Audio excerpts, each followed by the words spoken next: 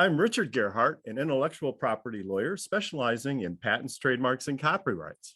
And I'm Elizabeth Gearhart, not a lawyer, but I work at Richard's law firm, Gearhart Law, doing the marketing, and I have my own startup. Welcome to Passage to Profit, everybody, the show that's all about entrepreneurism, small businesses, and the intellectual property that helps them flourish. Tonight, a super guest coming up. I just feel it in my bones. He's going to be fantastic. Pete Mohr. He's an entrepreneurial coach and a mastermind facilitator. He knows it all about entrepreneurial stuff, so stay tuned for him. And we also have Taryn Abrahams, who is from Empower Behavioral Services. Lots of interesting content from her too. And after that, we have Liz Giorgi with something that's after my own heart because of what my startup is. It's a virtual video photo shoot platform. I got to hear all about this, Liz. I understand that you just went crazy during COVID because everybody was using this. So very popular product. Instant video. What could be better? So, but before we get to our distinguished guests, it's time for IP in the news. And Elizabeth is going to do something a little different this week. She's going to tell a joke. So, get your ears ready. Right. So there's this song that I've been hearing a lot, and it's by Jefferson Starship, which rebranded Starship. It's from 1986. And it's I remember when it first came out, but anyway. What was the name of it? I had it in my head just a minute ago. Anyways, one of the lines is that the joke? No. one of the lines in the song is, let them say we're crazy. What do they know? And my response was, well, they must know a lot more about us than we think they do. Probably more than you think. She taught me that punchline, by the way. Yeah, he didn't do it right. Probably more than you think. But then I looked it up, and it's from this movie, and it's about the name of the movie is Mannequin. Right. About this guy that creates this mannequin, and then he works in a store. The mannequin gets possessed by the spirit of this ancient Egyptian woman, and they fall in love and all this. It's just, but the thing about it that I wanted to bring up was that it was panned by the critics. Like, they gave it half a star. Like, they were like, this is the worst movie. You know what? It did great at the box office. Yeah, they were dancing. The guy was dancing around with this mannequin, and that's where the line, they think we're crazy, but what do they know comes from. But it was panned by the critics, but it did great at the box office. So for all the entrepreneurs listening out there, maybe people think you're crazy, but really, what do they know? Maybe not as much as they think. Oh, there you go. That was a great movie, by the way. I loved that movie. I was really young when it came out, but I watched it a whole lot, and it was really funny. And do you have a fondness for mannequins now, Kenya? I mean, well, it was interesting. And they had one character in there. His name was Hollywood. Do you remember Hollywood, the guy with the black guy with the glasses? He worked in the store with the guy. He was hilarious. Yeah. Well, he went on to be on Designing Women. If you he did. I remember that. Yeah. And he was hilarious there too. Yeah, but it just goes to show you can be panned by the critics and still make a lot of money. Which is kind of our situation here, right? So we're making $1 million per show. And oh, there we go. All right. Well, hey, there it is. On to IP in the news. The really serious stuff now. Okay, so we have a patent to talk about today. Tell us about the patent, Elizabeth. Yes. So I thought this was very interesting. It's by Moira Fagoni and Frank Fagoni from California. It issued in 1989, so it's been around for a while. It's off patent now, so you can use this without fear of infringement.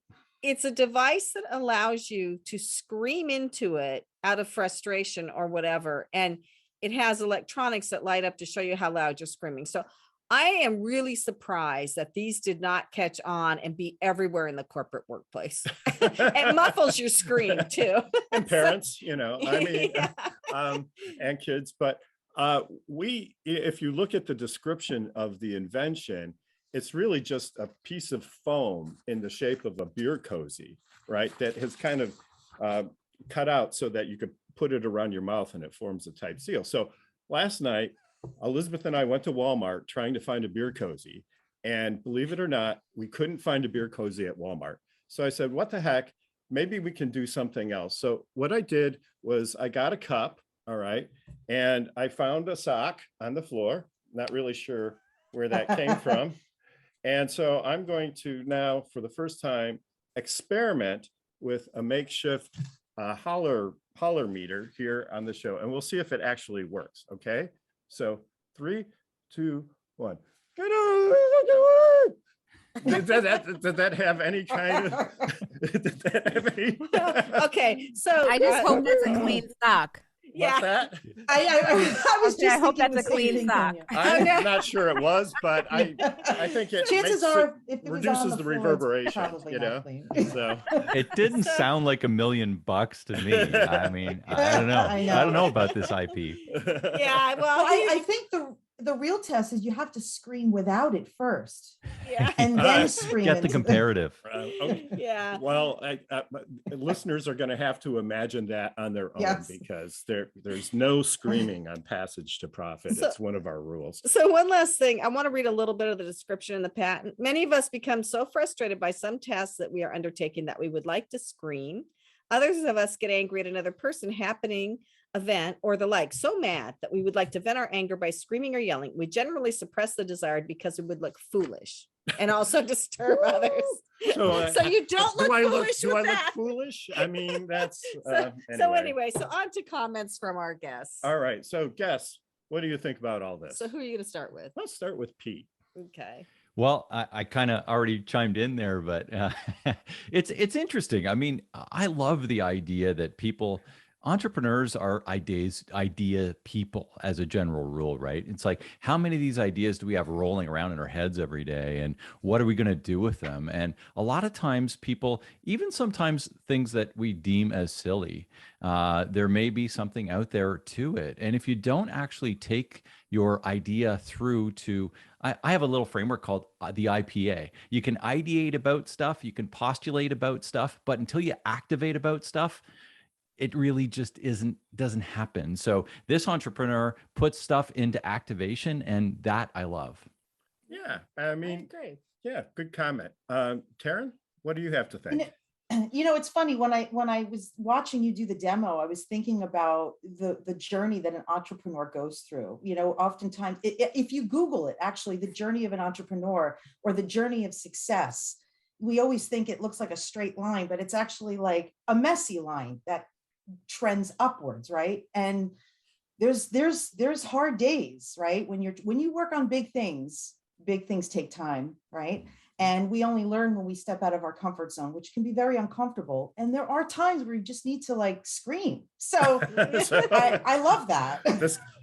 This couple, they were probably entrepreneurs and had a few Yeah. days when they wanted to scream. Yeah, And yeah. so They were they probably screaming at each other. That's why one of them invented it. But I think there's a lot of Merry value Christmas, to getting dear. it out, right? Right, exactly. But there's a lot of value to getting it out, right? How many of us stuff our feelings inside? So what better example to just, let it out? I Sometimes that's love it. just what we I love need. it. Georgie, what do you have? Liz Giorgi, what do you have to say? It's all right. We can go back to 8th grade gym class if you want. That's no problem. Listen, the Pet Rock did 2 great things for America. One, it inspired a generation of people to make their dumb idea come to life. And 2, it proved just how willing the American populace is to part with their dollars if your idea is just marketed ideally for them. And so I think this product really probably fell asleep because of poor marketing. And it's really too bad, because who knows, they could have been Pet Rock 2.0. Yeah. That's a very astute observation. Very, very well Yes. said, Liz. And Yes. I agree with what you're saying completely. I mean, it's true. A lot of startups are not funded well enough on the marketing piece to really get out there. And so Kenya? I agree with Liz. I would say in the world of entrepreneurship, there's no such thing as a bad idea, right? Because it works either way. Either it goes out there and it's really awesome and it's great, or it makes you reassess the situation and the product and what you can do to make it better. So it works either way in the world of entrepreneurship. Wow. Excellent. Very profound. So we're going to take a quick commercial break. We'll be back right after this. moment, but stay tuned for more Passage to Profit coming up next. Okay, well, we're having fun already, so good. I wonder if forgot that about was the the pet rocks. precursor to the easy button. What's I had- that? I said, Right? I forgot about the pet rocks. I had a pet rock. Yeah. Did you really? Pet rock. Easy button. Another good one that Yeah. just speaks to the pure idiocy of Americans' willingness to part with their money. oh yeah. Is the I is mean, the Chia Pet. Easy button dude was a I've good got- marketer though, right? Getting back Yeah. to your point, Liz, Yeah, he's a right? great They sold a marketer. ton of them. No, we do have Chia Pets. That's a Christmas gag gift. Mhm. But I didn't I've get got them this Jack year Black. because we still have them left over from last year. So what did I Mhm. get for gag gifts this year? I got something else. I forget. I always get a gag We should gift. get back to the show. So I'll introduce you, Pete, and we'll get going. So Cool. 3, 2, 1. Welcome back, everybody, to Passage to Profit with Richard and Elizabeth Gearhart and a host of thousands. We have with us here tonight Pete Mohr, who is a entrepreneur coach extraordinaire. Pete, welcome to the show. Hey, thanks so much for having me. It's a pleasure to be here. I'm looking forward to having our conversation. So I think one of the things that we know you love to talk about is frustration in being an entrepreneur. Yeah. And I just think our last segment where we talked about the muff for screaming just ties in perfectly with your expertise in that area. So tell us a little bit about that and how entrepreneurs get frustrated and what they can do to avoid even more frustration. Yeah, well, thanks, Richard. You know, in my business with Simplifying Entrepreneurship, I coach leaders through this kind of stuff every day. And, you know, whether you're starting up or whether you've been in business for a while, you know, a lot of entrepreneurs are overwhelmed, they're frustrated, they're mired in, you know, they're just tired of doing stuff. They're working 50, 60, 70 hours a week, don't know how to kind of climb out. And, you know, if that's you, then hopefully this conversation that we'll have a little bit today will resonate a bit because there are things you can do. I mean, anybody who's starting up, yes, you have to put in your time. Those first sort of 1 to 3 years are incredibly, you know, absorbing of your life, essentially. But you have to keep in mind, the reason you got into business is to have a better life. So if you're feeling as though your business is owning you instead of you own your business, then you've got some work to do. And, you know, hopefully we'll roll through a couple of things that will give you some ideas around some of the stuff that you can start thinking about. Because when you're working on your business, it's different than working in your business. And that's when you're working in the business, you're the manager, you're the person, it's your job. When you're working on the business, you're always looking for the next best thing. You're looking at how to clean stuff up within your business. You're looking and you're able to enjoy some of the freedoms that being a business owner can give you. So yeah, that's... I'm going to ask you a question about that. So I would love to work on my business, but then who works in my business? How do I afford to pay those people? Like, where do I get the money to hire the right team? And how do I hire the right team? Because I'm telling you, bad hiring mistakes can kill a business, right? Yeah. Well, I mean, I have this framework and I call it the 5 P's. And that's, you know, hiring is all one of the P's, which is people. But basically I'll kind of outline the 5 P's, and it starts with your promise. Then it goes to your product, your process, your people, so that you can earn the right profit. And, you know, how do I get the right profit? Well, you get the right profit and you can afford to do the rest of the stuff when you start aligning some of that stuff. And what I see in a lot of the businesses that I help is that there isn't proper alignment back to the promise. And in fact, a lot of business owners haven't even nailed their promise. And that's a really kind of sad thing, to be honest. You know, some people have done really well, but they still haven't nailed their promise. What is your promise to your clients? Because only then, as the leader of our organizations, our job is to communicate that promise every single day. Every single day. We're communicating it outward. We're communicating it inward. We're communicating it in our emails, in our literature, in our social. It's like we have to communicate that promise, because the idea behind that is that we want to either attract or repel. We're either going, and it's okay to repel. Your promise shouldn't be for everyone. So you want to repel the people that aren't for you, and you want to attract the people that are. So when you start with that, how do I develop my promise? Well, really, you start it by understanding what problem you solve. What is your unique solution that overcomes that differently than anyone else? Is it cheaper? Is it faster? Is it quicker? Is it less painless? All of these different things. What's your unique solution? So that, and this is the important part that a lot of people forget too, so that the person with the problem can live a better life, because your solution has to transform them from where they were to where they want to be, because that's how you get the cash. Elizabeth, you were asking, how do I afford to pay? Yeah. Well, you afford to pay by actually delivering your promise. And when you do that, you take them from the problem, your unique solution, different than somebody else, to a better world. That's what everybody buys. Everybody always buys a promise to a better world and a better life. That's really awesome. And I really Yeah. appreciate that. So do you think companies can have more than one promise, or should they just really have one? No, you can have more than one promise. And that, several different, I have several different businesses too. So, I mean, I have promises for each one of them, and even promises within the business for different categories of my business. Okay. So, and you should, by the way, entrepreneurs, you guys should have a promise to yourself too, right?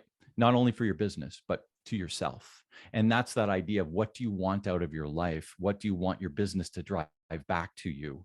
So there's lots of different ways of looking at this structure.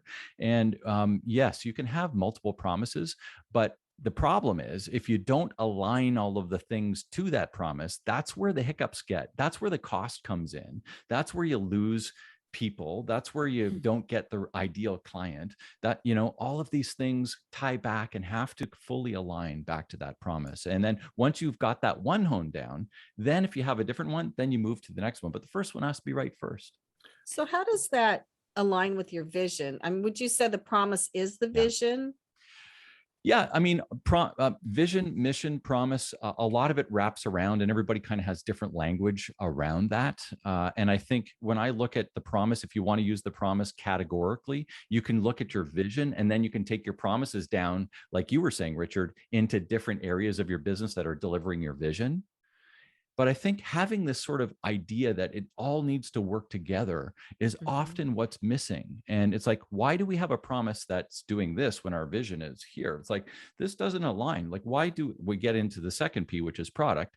Why are we, or service, if for those of you in the service business, but service starts with S, and it's the 5 Ps. So we're using the word product, from that side of things, does your service, does your product align with your promise? And if it doesn't, then everybody's confused. And when you confuse, you lose. Your staff's confused, your team's confused, your outsourced suppliers are confused, your clients are confused. The promise isn't being met. It doesn't make sense. Well, I wish I had met you before we started Gearhart Law. But before we go to Kenya, I want to just ask, can you give a couple short examples of promises, just to sort of, for people who are, promise, what does that mean? What are a few examples of that? Yeah. So we own some shoe stores, and you can frame promises in different language too. Like, you can have a promise that's a paragraph long, depends on how long you have to talk about it, right? So in 4 words, what's my promise for our shoe stores? We want to help you look great and feel fantastic. So if I want to take it down to 9 letters, I want to give you ooh, ah, and aha. So giving them the feelings of the promise. So when you look in the mirror, you're going, ooh, I look pretty good. If I can give you that feeling. And if you stand there, you close your eyes and you're like, those feel great. If I can give you that feeling, and if I can give you the feeling of, aha, I finally found a shoe that looks great and makes me feel fantastic. Wow. Shoetopia is my favorite shoe store. That's pretty powerful. That's yeah. I mean, marketing is important, right? Yeah. But you have to have the language wrapped around your promise that explains it in those ways, so that everybody knows what to expect. So that when I'm bringing somebody in, and I've just given you a 30-second sort of, if you're going to come to work at Shoetopia, this is what we deliver. If you're, my marketing, this is the marketing, this is what we deliver. And if you come to the store, if we deliver that job and they walk out of the door after they have their shoe in hand and they look back at the logo and they say, geez, I'm coming back here again, then we've done our job in delivering the promise because we've aligned the product. We had the right process, which is that third P, right, to deliver it. And we had the right people, which is the ideal client, the right supplier network to deliver it, and the right team members. So ultimately, that's produced a good experience, which is going to deliver back more profit. So you would exclude vendors, for example, that make maybe more stylish but less comfortable shoes, if that is your going to be. We're talking looks great and feel fantastic. If I can't deliver both, then it's not in my store. So for example, I'm not selling 6-inch stilettos in my store because although they may look great, they typically don't make people feel great, as far as comfort all day footwear. So I'm never comfortable in stilettos. We just don't sell that, right? It's not who we are. So knowing who you are and who you're delivering it to is such an important piece. Right. Well, you don't look good in stilettos. So I think it's a miss and a miss for you with stilettos. But what I wanted to say, wait, before we go. So I think one thing that you do very powerfully well, and this is something that Kenya is a genius at too, is using words in a way that makes people want what you have. And Kenya has designed logos for us. She's come up with taglines. Like that is hard to find because I certainly can't do that. So but that is a powerful piece of marketing. So Kenya, I'm sure you have something to say. Oh, thank you, Elizabeth, for saying that. I appreciate it.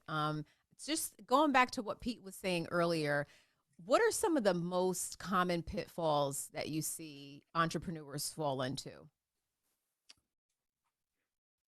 Well, the show is only an hour long. Really it revolves around not releasing accountability. Okay. So when I work with my clients, it's like, okay, show me your accountability chart. And for those of you who don't know what accountability chart, it's an organizational chart. But what it really does is it aligns the idea around who's accountable for what areas. And a lot of, in particular, small business owners and people that are in the startup mode tend to want to be involved in every single little thing. And in fact, that's not the way to grow. You need to set up the right processes and have those all in place so that you can then hand off accountability to somebody else. And as one of my favorite authors, Gino Wickman, writes, elevate and delegate.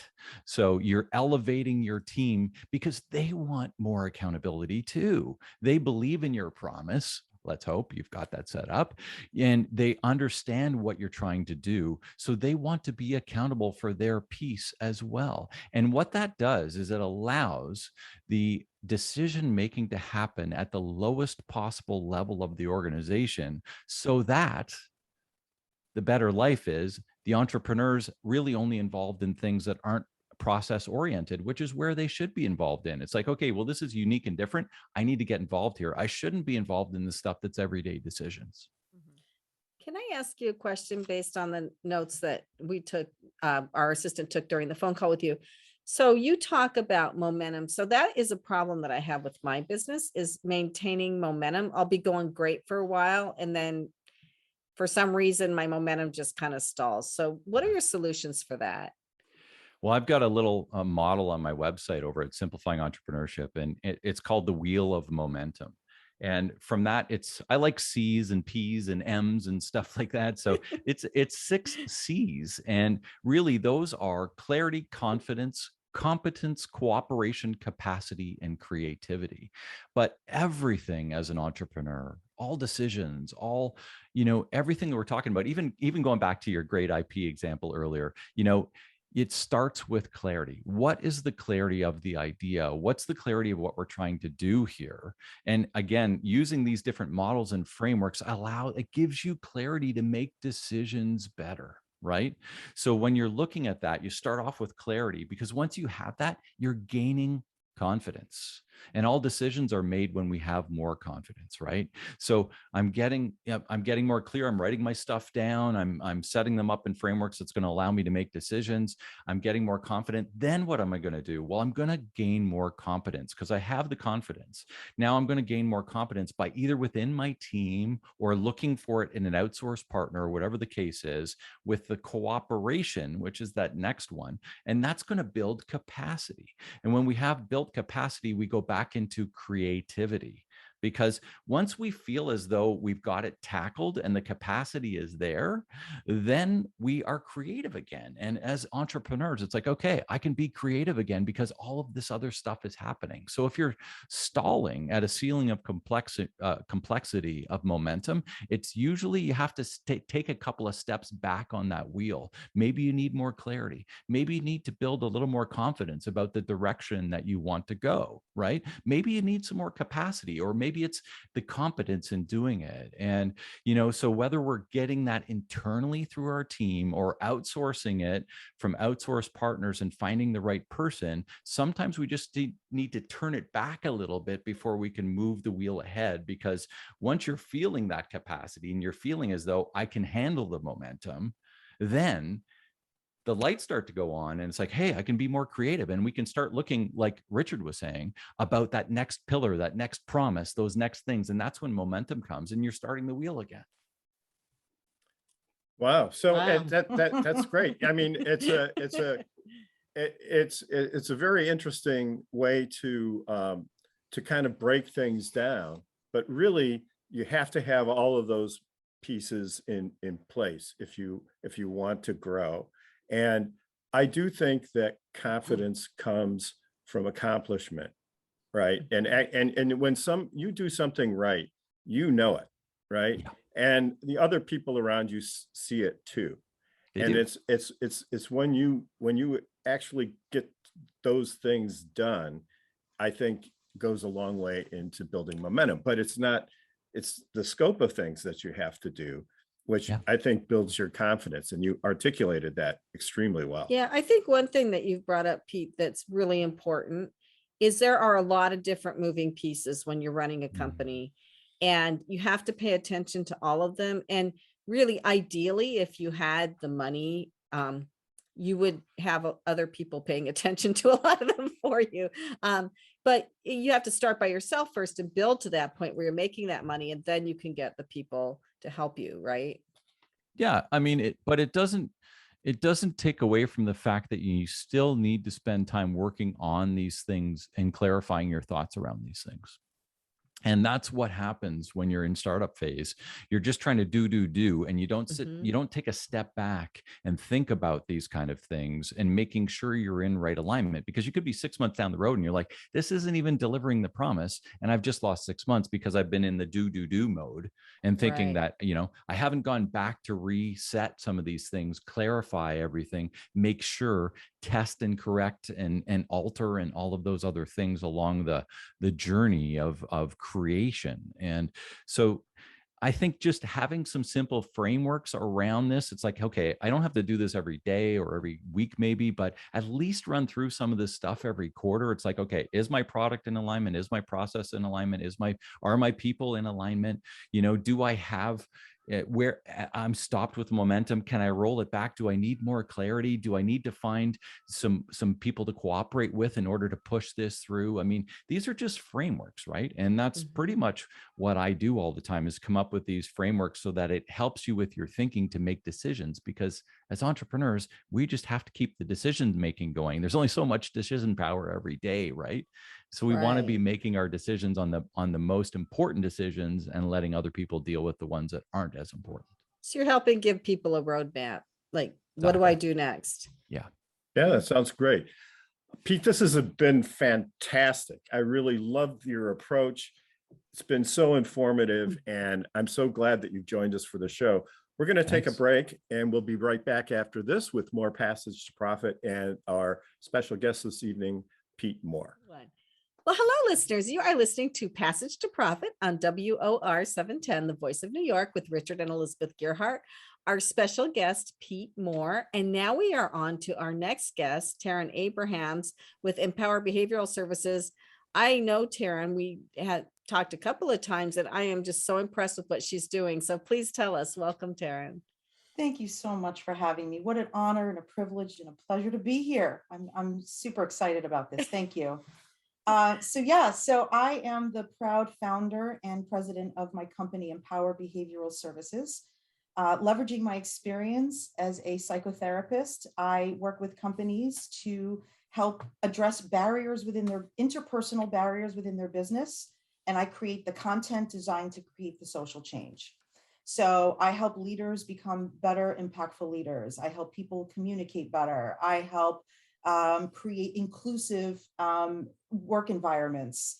I create cultures. I help companies create cultures where it becomes sticky and people want to stay and be loyal and retain the wonderful talent that they have.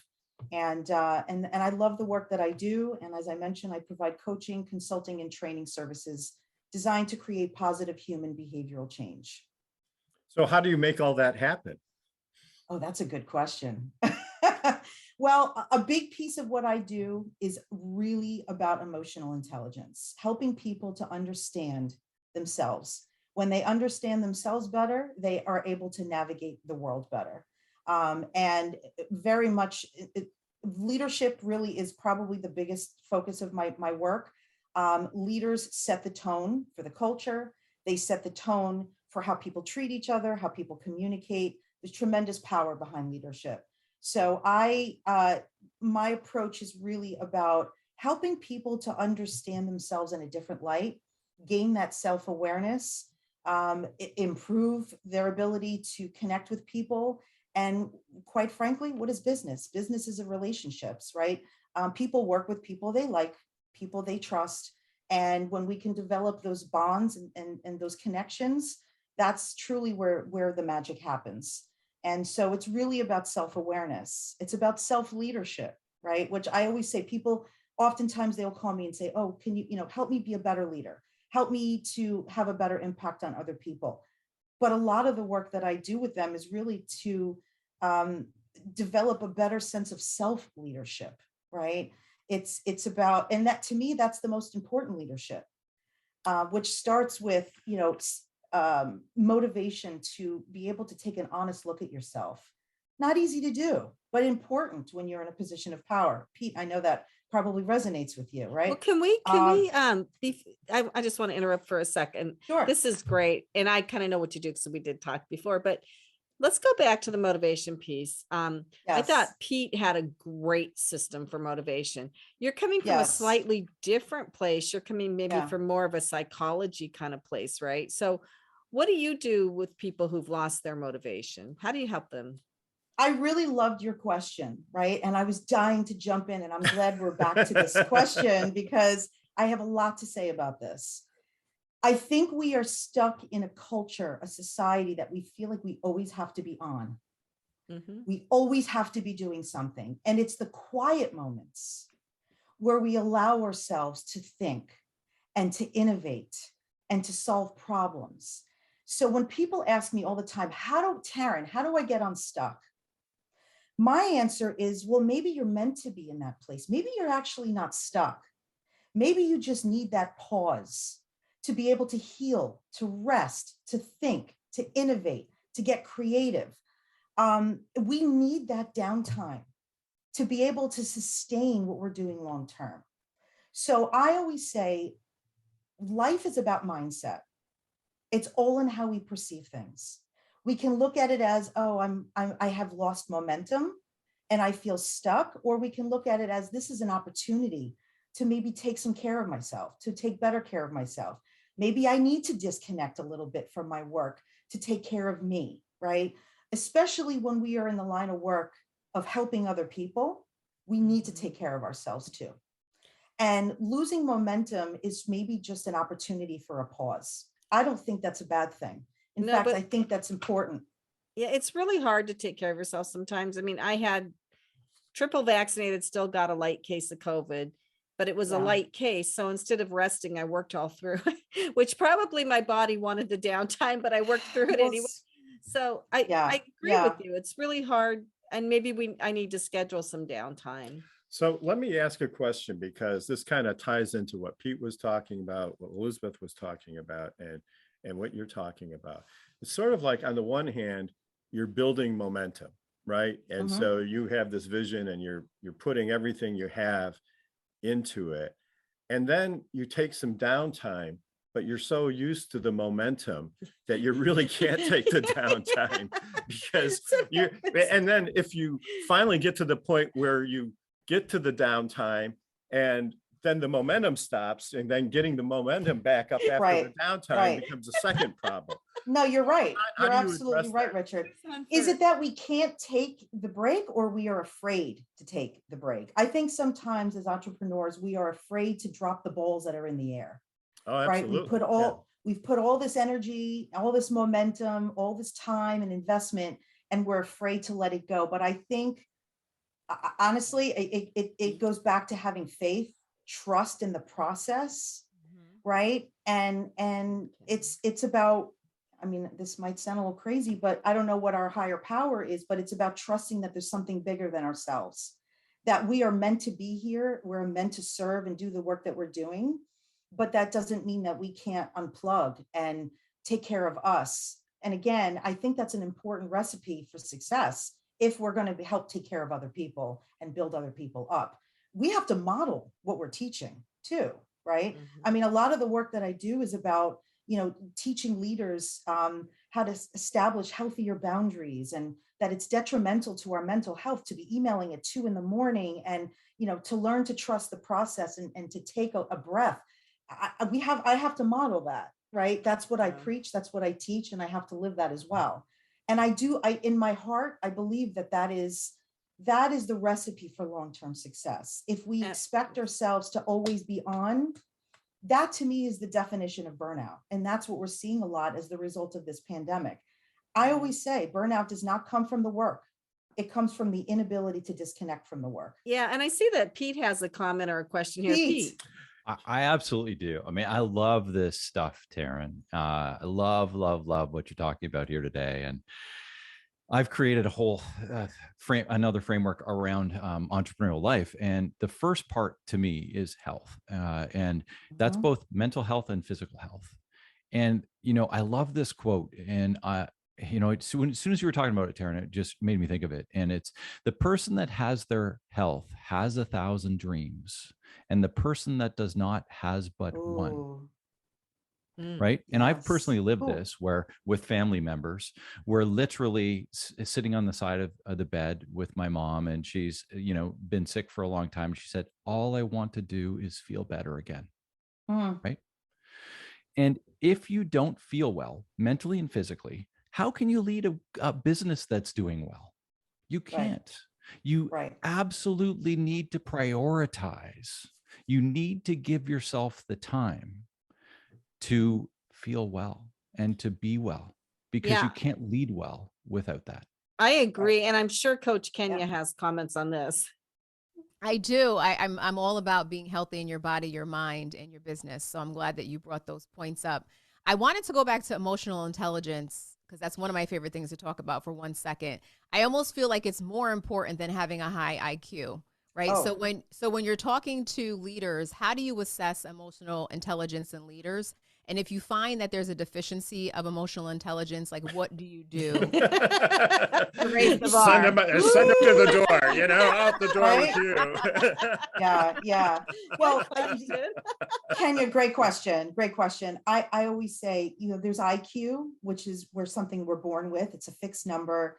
Some people argue you can play brain games, get smarter. I'm not so convinced on that. You are who you are. But emotional intelligence is something with training and coaching can be harnessed, improved, and practiced. And so I start with assessments. I always say knowledge is power. I do start with a personal assessment that paints a good picture, not just for me, but for my client, to kind of get a sense of where they fall. And it starts, it does start with motivation, Kenya. If the person has no motivation to do better, there's not much I can do with them. And I will be the first one to say to them, this is not a coachable person, right? And I don't think this relationship is going to work out. Very similar to when I was a psychotherapist years ago. People would come into my office and they would spend their money complaining and not really doing anything different, not really trying to implement anything new. And I was the first one to say, you're wasting your time, right? And you're not ready. And so it's got to come, you have to be motivated. That is a big piece to improving emotional intelligence. And then it kind of goes into really kind of identifying how they experience people. How their self-awareness of themselves, that's the first piece, but then how do they experience people? How do they internalize social interactions? How do they make sense of other people's behaviors? And it starts with building that empathy and building that deeper sense of awareness in terms of how they affect others. Some are easy to work with than others. I'm not going to lie. Like I said, it is a journey that requires a tremendous amount of internal motivation, and a dedication to making it better. I've worked with leaders that have completely changed the way they lead because of their deep and sense of emotional intelligence. I've seen leaders retire early because they just can't do it. So it really, it's a tough question to answer, but it starts with assessments, building knowledge, insights, and then, trial and error, trying things, trying to show up differently to other people, listening deeper, active listening rather than just regular, listening while texting, trying to be present.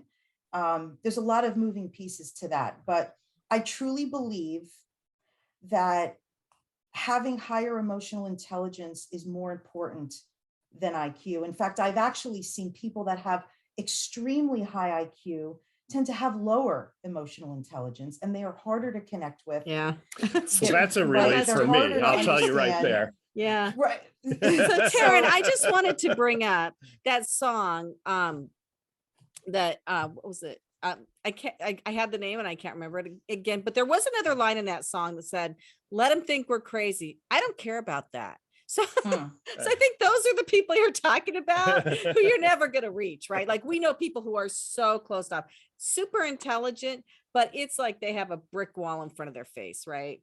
And I truly believe that those are the types of leaders that tend to push people out.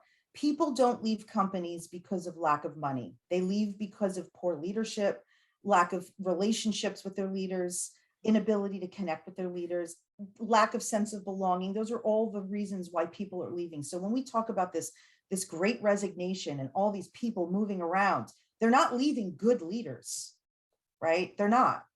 They're leaving companies where they just don't feel connected or valued. And so I really believe emotional intelligence is a really important recipe to good business. Yeah. Right. I mean, I have to say, for myself, it was not a skill that came naturally to me, and I worked on it. I mean, I was. Well, you grew up an only child, so you. Well, that's no excuse. I think you missed a lot of learning, but I know. But after you, Liz. Yeah. So then after this, we can go to Liz. But yeah, the point is that it is a learnable skill, and it is. It took a lot of work for me, but I'm finally at a point where I think the culture at our law firm is really happy. We had an offsite last week and everyone just had the best time. We had so much fun. And it was so amazing to be part of this group of people that were enjoying themselves. And that's wonderful. And yeah, but if 10 years ago, it was not that way. So stress. I was just going to say that's incredible for a law firm, because in general, if you look at the history, it's always been just about the grind and about the work. But I always say, when you can show care for the entire employee, not just the output, but them as a person, you will build loyalty with them, right? Yeah. That resonates with people, especially the younger generations, which are upcoming leaders. These are our future leaders. So yeah. I know Liz wanted to chime in. One last question from Liz. Okay. So Liz, go. Sure. It's not a question. I would just posit that, I think emotional intelligence is definitely a conversation of the day for many leaders. But Mm. I would also remind all of us that the largest companies in this country right now are companies that were founded by and led by people who I don't think are the picture of emotional intelligence. And we have, as a result, I think, swung in a direction of really thinking about and asking ourselves, what does it mean to be a leader in the next generation of businesses? What does it mean to build a business that is a potentially $1 billion or more size company with emotional intelligence at the core of leadership? And this hasn't been done before. There have not been success stories of $1 billion outcomes or multi-billion dollar outcomes, or in the case of Amazon and Apple and Microsoft, $1 trillion outcomes with emotional leadership at its core. And so I think what's really important to always remember is that if we cannot see it, it's difficult to believe it. And what we all need to be really considering is what is going to be that next massive organization that has put some of these ideas and some of these thoughts at the very core or genesis of what they're building as an organization. Yeah. And not only that, but empower both the top leaders, but also the middle managers and the people in between to practice with conscientiousness some amount of emotional integrity with what they're doing. That's Yeah, the key, right? That's I the key. I couldn't agree more. And I would just point out that, leadership came from the military, right? Which was really a top-down type of leadership model. I mean, you really had to control somebody's brain to get them to go out there and walk into enemy fire, right? So, and those models became part of the business culture during peacetime. And so we don't need people to walk into enemy fire anymore. What we need are people who think for themselves and can make their own decisions. And so we're in the process of learning how to undo those habits. And I think, I think you're right. Yeah. I mean, people want to be trusted. I mean, I think, honestly, I think that this pandemic, we could say a lot of things about how it's been disruptive, but I always say through disruption comes innovation. There's a lot of good that's going to come out of this pandemic. It's already happening. It's reshaped. It's single-handedly reshaped the way we get work done, right? And the way work looks. Plenty of companies have gone now hybrid or fully remote. So it does call on leaders to be able to learn how to trust their employees, to give people autonomy, and to give them the opportunity to succeed without micromanaging. So if you were a micromanager before, you are struggling now. But I really, I mean, it's a tough time for them. And I'm seeing them even go into early retirement. It's like, you know what? I just can't do this. And you know what? Maybe that's okay. Yeah. Maybe it's their time. This is a great discussion, but we have to take a commercial break. Darn. So we'll be back with more Passage to Profit right after this. But before we jump off, Taryn Abrahams, where can people find you? Yes, you can find me on my website, www.empowerbehavioralservices.com. There is a contact me form. You can just fill out the form, comes right to my email, and I'd love to connect with you. Great. So more Passage to Profit coming up after this. We'll be right back. Welcome back, everybody, to Passage to Profit. Absolutely amazing discussion tonight. I have been learning, and it's been a place where my creative juices have been bursting out. So I have really enjoyed the discussion so far. You look a little wet. You didn't think those creative juices could burst, did you? But they are. And so I'm not touching that one. Speaking of more creative juice, we have Kenya coming up, and she's going to be talking about power moves. So what's our power move tonight, Kenya? So for our power move, we're going to talk about hip hop extraordinaire turned entrepreneur, Master P, and his new business venture, Money Yachty. And Money Yachty is a very interesting name for this new luxury Italian fashion line that he's actually just started. And now it brings his business ventures to a total of 9. So he's got food brands, he's got real estate, and now he's into luxury goods, bringing his net worth to over $300 million. So I wanted to give him power move for today because, I mean, why not add to the business portfolio if you can? it just amazes me, as I said before, all these celebrities, like they have $1 bazillion already from being a celebrity, become entrepreneurs. It's like they just can't quit creating. Like it, Yeah, no, I actually think he's making more money doing more entrepreneurial things than he was rapping. I mean, you Right. make good Wow. money, but it's all about taking that opportunity and flipping it into something that's gonna really make you a lot of money. And he's just been very good about that and pouring back into the community and teaching other people how to do it. It's the Well, power and of leverage, right? yeah. Power Yeah, I of was just leverage. gonna It say, really and is. you never know where your business is gonna take you too, Yeah. right? Absolutely. Well, and I think really smart people like new challenges, right? Yeah. And so he kind of got the entertainment thing down, and now it's time to try something new, right? And so he probably has a very active mind and likes finding different ways to he create. probably couldn't find the right level of luxury Italian goods that he wanted to wear himself. So he's probably doing this partly for himself, right? So thank you, Kenya. What about Fireside, Elizabeth? What's new there? So for those of you who haven't heard this podcast before, Fireside is a video directory of small businesses online, and I'm working on the website now. I had a website. Taryn is on my directory. I had a website, but it was just proof of concept website. So it was like a square peg in a round hole. It's not what I want it to look like. So I'm trying to get a website that I want to have work. And this person I've been talking to says with these new website tools like Elementor to build websites, it's much easier. So, and it's cheaper. So that's really great. That's I'm exciting. not going to have to spend millions on a website. I hope not. So, but I really, I talked to one of my friends yesterday who's been sending me people. Do you know Labe, Taryn? Did I get you don't. from Labe? Oh, okay. Anyway, he sends me people. And it's always inspiring to talk to people like him, because he's like, I want you to meet this person. I want to send you these people. And the word of mouth on it is really great. So it's still going. It's a little slow. I kind of lost momentum, as we were talking about. But now you have it back and you have ways to find it, right? Well, I did, Right. I think I was kind of in the holidays were hectic, and then I got kind of sick, and then now I feel pretty good again, and the holidays are over. So I think my momentum's coming back, right? Get your mojo working. That's what you got to do. So. Yeah, you just And you know what? Sometimes sickness is a way for our bodies to force us to take that pause. Just wanted Right. to throw that in there. So not all Right. bad. And so Not all you bad. just So gotta get pick. sick and take a break. No, you just got to Yeah. pick yourself up and start going again. Yep. I think that's just it. Like, it's like when your car stalls at a red light, you just got to get it going again when the light Mhm. turns green.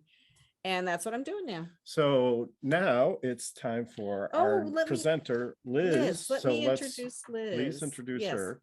So Liz Giorgi, I love this from the write-up that our assistant found about her. So upon starting the company, Liz was immediately faced with the pandemic. Instead of recoiling, she leaned into the chaos, and Soona exploded. So Soona is a video making site. So tell us all about it, Liz.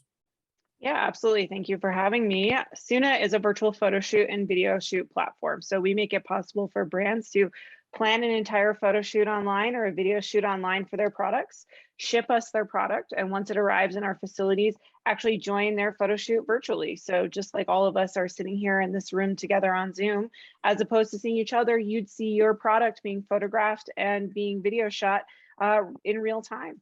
The thing our customers love best is that we actually allow you to purchase your assets entirely a la carte. So you pay $39 per photo, $93 per video clip, and we deliver your assets in 24 hours. We believe Soona is the fastest and the most affordable way to create professional content to sell and market your products online. That sounds great. And, in our social media driven world, getting it on the spot or virtually on the spot is key. I mean, if you're waiting 2 weeks for a clip from somebody else, the moment is past, right? And so I can see you've found an important need, right? I have someone to introduce you to who deals with a lot of consumer products entrepreneurs. I think this That's is awesome. amazing. Yeah. Yeah, urgency is so key. When you think about the things that we're all trying to solve for in our businesses, we're all trying to go faster, we're all trying to spend less money, and we're all trying to test and iterate as quickly as possible. And what we really sought to do as Soona is solve for all those problems and also make it a ton of fun. We love that when you look at our Google reviews or when you check out what folks say about our Shopify app on the Shopify App Store, they tell you that the experience is one of the most fun parts of their day. And that to me is also a massive opportunity. Anytime we are working on our businesses, it should not feel like the doldrums. It should feel like something that is joyful, that is opportunistic, and is part of the hope that keeps our businesses going. Great. Well, so what kind of businesses do you have? What kind of products do you have that you're working with? Yeah, absolutely. Well, we have more than 10,000 e-commerce stores that are currently on the Soona platform. There is everything from cosmetics brands that you know and love to pet food brands that you know and love, as well as things like furniture and clothing and footwear. Any product that you might purchase online can be shot at Soona. And I would just remind everybody listening that there is not a single thing that you have purchased on the internet that didn't have a photo. And my guess is you did not purchase a product that had a horrible photo. And so those photos really are the most important thing to making a positive photographic first impression with your customers. And that's really why we shoot anything and everything you're able to send us in the mail. That's great. Kenya, do you have any thoughts or questions? I'm just curious how it works. So a vendor would go to your platform, they would sign up for services, and then like they book a photo shoot with you. Like how does it interface with the user? Yeah, it's very easy. So you go to soona.co and you tell us what you'd like to create. So you can either choose to have a photo shoot or a video shoot. We actually surface for you common examples of types of content that brands create. So you might see e-commerce photos if you choose the photo side, or you might see TikTok video if you choose the video side.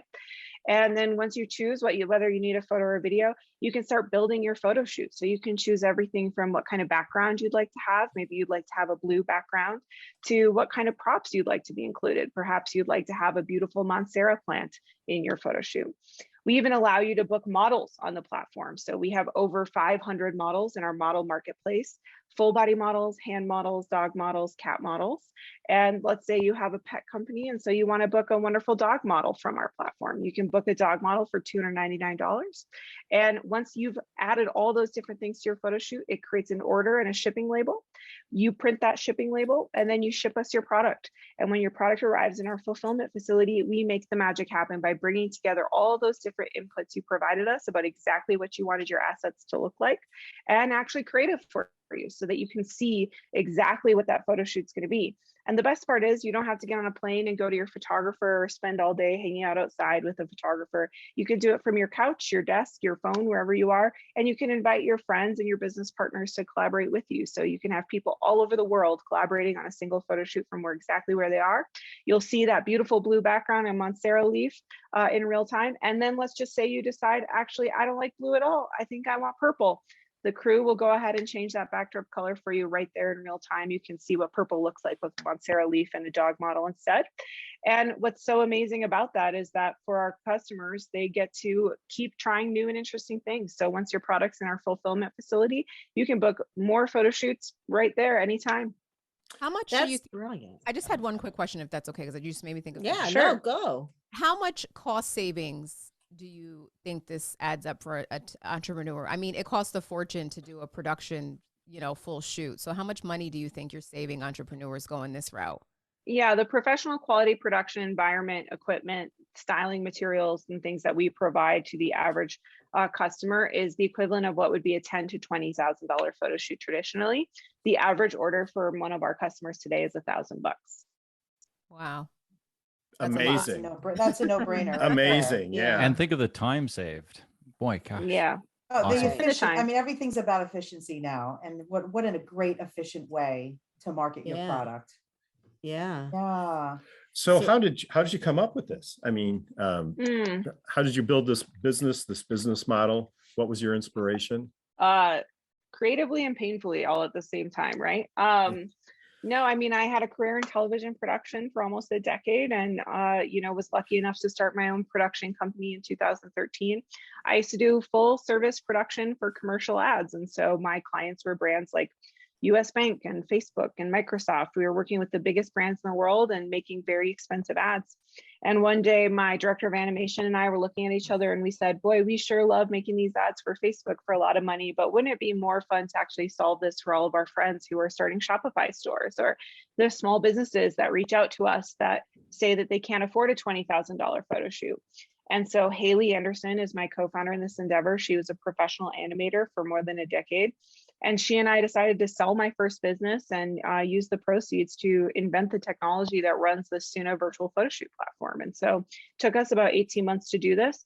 We thought we were crazy for all 18 of those months, but you're crazy until you've got it right. And so we're really fortunate to launch our beta in August of 2019, as you mentioned. That's my dog Hazel, who's very upset that I'm not playing with her right now. Sorry about that. And, did you have to pay for Hazel to make an appearance in this video? Yes. I did not have to pay for Hazel to make an appearance. No, I get my personal dog model for free. But it's been really a fantastic journey for us because together since launching in the pandemic, we've scaled to, like I said, over 10,000 merchants on the platform. Our company is currently locations in Minneapolis, Minnesota, Denver, Colorado, Austin, Texas, and we are now adding Seattle, Washington, and Los Angeles, California. And 150 people on the team today. We just announced a $35 million investment from Bain Capital Ventures, which brings our total investment dollars to a little over 50 million. And we're two creative weirdos that are just really passionate about photography and videography. We are not sort of the traditional entrepreneur in any sense of the word, but we're really proud of that. And I think the message that it sends is that anyone with a really great idea and a great deal of tenacity, and you don't have to have an MBA to go build something incredible. And so it's really been our dream come true to be able to build this company together. That's excellent. I had a question for you, Liz. So oftentimes people will come to Gearhart Law and get a patent or a trademark, and then they'll say, now what do we do? And so we actually introduce them to people that help them get their product made or help them develop their service or maybe help them figure out what marketing. If people come to you and they get this beautiful photo shoot, do they know what to do? Like, do they say, now what do I do with it? And do you have people that can help them, or do they already know they're going to put it on Instagram and Facebook? And sometimes, well, I would say it really depends on the maturity of where a customer is, right? So a lot of times what we're trying to do as part of our platform is ask you the questions about your business and what goals you're trying to solve for to be able to deliver photo shoot recommendations, right? So say, for example, you want to launch on Amazon, we're going to give you a recommendation that you use our Amazon photo shoot package as a way to get started. But if you want to refresh your Instagram, then we're also going to make that recommendation as well. And so we really think of this as an iterative process. A lot of what has made photography and videography so inaccessible to brands and why they've had all these questions is because of the expense. And really at Soona, what we see is that because we've made it more affordable, folks can test and iterate. They can test to see if Facebook is a good channel for them. They can test to see if YouTube is a good channel for them because they can now afford to try that test and learn about their business. And so we certainly do make some recommendations, but what I always encourage business owners to really think about is it is truly the most important thing you can do is tell your story and get your product out to as many people as possible. And I truly believe that a quality asset is the first and most important way to make a positive first impression on your customers. And so wherever they're going to meet you, whether that's on Instagram or Amazon, or maybe, somewhere completely unexpected, like on Product Hunt, or a place that they maybe never imagined, like TikTok. All of those places require content. There's not a single platform in the world where we tell the story of our product without a visual asset. And so be really thoughtful about testing and iterating because Soona gives you the power to afford it. That's great. I'm going to change topics just a little bit here since we all are about intellectual property at Passage to Profit. You mentioned that you had 7 trademarks and you also said that you don't have any other IP, but you did that for strategic reasons. Maybe you'd like to discuss that piece a little bit. Yeah, sure. So we've really pursued a lot of the trademarks around our name, right? Our tagline, things like that. And that's been very important for us as a business. But when it came down to the question of, are we going to patent the technology that sits behind Soona, really the novel methodology and the specific adaptations that we've made in our photography and videography environments to make our virtual photo shoot possible, we came to the conclusion that actually publishing how we were solving this problem was a risk to us as a business, and that we didn't want to publish what we were doing that was making it possible to allow this to happen. And it's turned out that that's actually been a really smart move. Within 6 months of us launching this business, Square, which is a much bigger company than us, a $10 billion company, launched Square Photo Studio, tried to replicate what we were doing. And in fact, that has now been shuttered and failed. And we largely believe it's because they were not able to unlock the technology questions around how you solve for this problem of content creation at scale. And so I truly believe that actually, whether or not you pursue a patent or other types of intellectual property is really a question around what is your level of ability to protect what you're actually building if a competitor with much deeper pockets decided to enter the market. And so for us, easy to protect the name soona.co, really easy to protect soona.com as well. Very difficult for us to protect some of the novel work that we've done around our technology processes. And so we've made a strategic decision not to pursue a patent at this time. Maybe in the future, after we've raised a lot more money, we'll feel a lot more comfortable and confident doing that. But we've made a choice that I think a lot of business owners should consider. Well, absolutely. And, you know, you really have to balance all the strategic considerations. One of them is the publication, and, you know, how reverse engineerable the technology is. And it sounds like you had some, you know, it would take some steps for a competitor to duplicate what you've got. And, you know, it's turned out it's been a great competitive advantage for you. Pete, what are your comments and thoughts?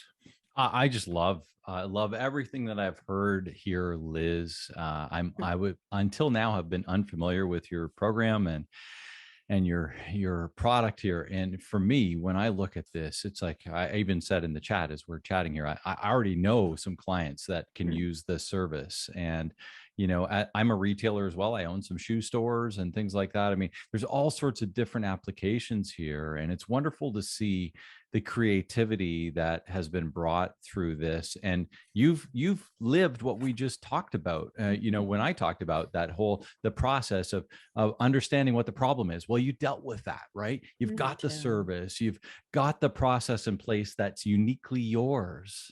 And then it's like, okay, how do we get more clients and all this stuff? I mean, I love it. It just fits so well with our conversation today. And I really think there's a huge future here for you, Liz. So I'm excited. Yeah. So Taryn, one last comment, and then we have to wrap up. But this group could talk all day. I know, seriously. I mean, Liz, kudos to you for finding a need in the marketplace. Really, I mean, you saw a need and you created an offering that speaks to that need. I always say video content is king, right? Content is king, and video especially. I'm just curious, do you find you're doing more and more video than ever before? Because I feel like video is more, it's just, they say that things sell more when there's a video. People connect more when there's a video. Do you find that? Yeah, I mean, 25% of our business today is video. So it certainly is a large piece of our business. I think the thing that I would always offer up to folks is, you know, there's no silver bullet for what type of content is right for each audience. And every platform is hungry for a different type of content, right? So none of us would upload a photo to YouTube. We just understand that. But maybe a photo might be more effective for you on Instagram. And I think it's really about understanding the entire ecosystem of how you tell the story with your visual assets. If you think about, you know, getting your product out there in the world, you're going to need some of those basic assets. You want to be able to show your product on white in a crisp, clean manner that makes it clear exactly what you're selling. If you're Pete and you're selling a shoe, you want to be able to show all angles of the shoe, exactly what the shoe looks like. But, you know, if you're then marketing that product, say, for example, on TikTok, yeah, you're going to want to embrace video. It's a video platform. It's a video medium. It's a place where being playful and being fun and maybe using more bright colors and using more props or maybe using a model is going to show off your product in a more exciting and vibrant way. And so we really always say match the content need with the content channel and be really thoughtful about how you can match those things. And then also really consider what's the story you're trying to tell? How do you want your customer to engage with you? And most importantly, you know, don't think that a professional video or a professional photo always has to be the answer. There is room beyond what Soona does for other types of media creation. You know, we at Soona do a ton of iPhone videos all the time for our TikTok channel to talk about our product, to talk about what we're doing. Mixing your mediums and mixing the ways that you're telling your story is as important as ever as well. So you're right on about video. I think there definitely is a massive future for video, but more than anything, you know, I think the future is making quality content and content that really helps people sell their product accessible to brands at all stages of their business journey is truly the future. Yeah, I think we'd all agree. Unfortunately, we're out of time. As I said, we could talk all day. We'll be back for the wrap up. So listeners, if you missed any of this, Pete's information, Taryn's information, Liz's new product, amazing. It'll be on our podcast tomorrow on all the major podcast platforms. And we will be right back after this message. You're listening to Passage to Profit with Richard and Elizabeth Gearhart, our special guest, Pete Mohr, our executive spotlight, Taryn Abrahams, our consumer product person, Liz Giorgi, and I'll be right back. Welcome back, everybody. It's Passage to Profit. What an awesome show. And you know what I think everybody on the show had in common today was that they were all really good communicators. I mean, I really enjoyed listening to everybody, and each had their own style, but they each brought, you know, so much to the table. So yes. Well, so let's talk about who was here. So we had Pete Mohr as our guest. That's Pete, Mohr. So you can find him on LinkedIn, but you can also find him on simplifyingentrepreneurship.com. And if you missed what Pete talked about, he's got real strong tools for entrepreneurs to use to make their businesses successful. And he's a coach. So you should go check him out. Down to earth and straightforward. I love it. Yeah.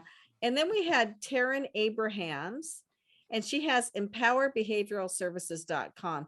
And Taryn's a coach too, but she takes a different approach. She has a psychology background. So she's really done a lot of study on human nature. And she uses that to help people in companies and entrepreneurs too, to improve their connection skills with other people, because as we said, that's really what it's all about. Yeah. If you want to be a better leader, work on yourself.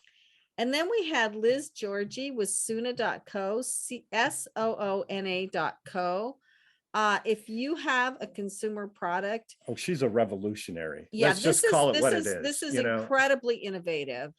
You want to talk to her. So we do talk about this show being about innovation, and we focus on entrepreneurship, but we really want to take it a step further to real great innovation. And this is like the way of the future, let's say. Offload your photography and video issues, right? So right. Send your problems to Liz for a lot less money than it used to be. Right. And then we had Kenya Gibson with us, Gibson with the P. So it's Kenya Gibson at iHeartMedia.com. So Kenya is our media maven. As we said many times, she had the concept for this show and the format and everything. And she's helped us all along the way. She's shy about taking credit for it, though. Oh, it wasn't my idea. It was divinely inspired. Okay.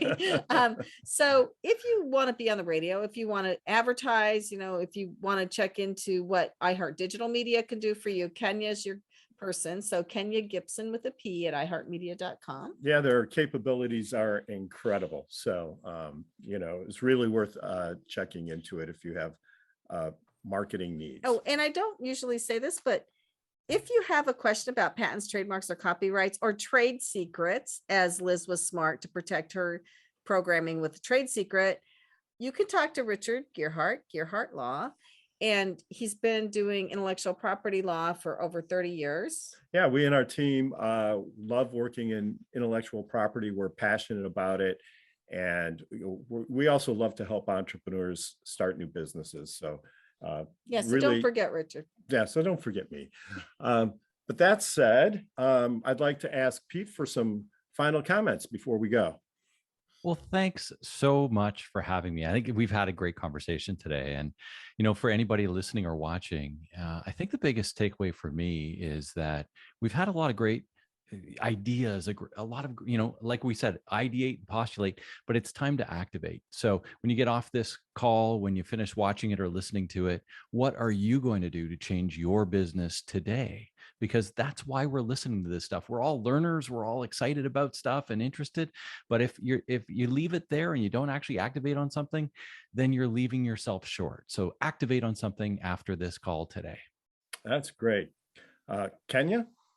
Yeah, well, this show was everything every entrepreneur needs to have a successful business or platform, right? Wrapped into one. So we had Pete, who was able to help entrepreneurs really simplify their business process. And then we had Taryn, who had some really great empowering behavioral tips and tricks to really amplify leadership within your business.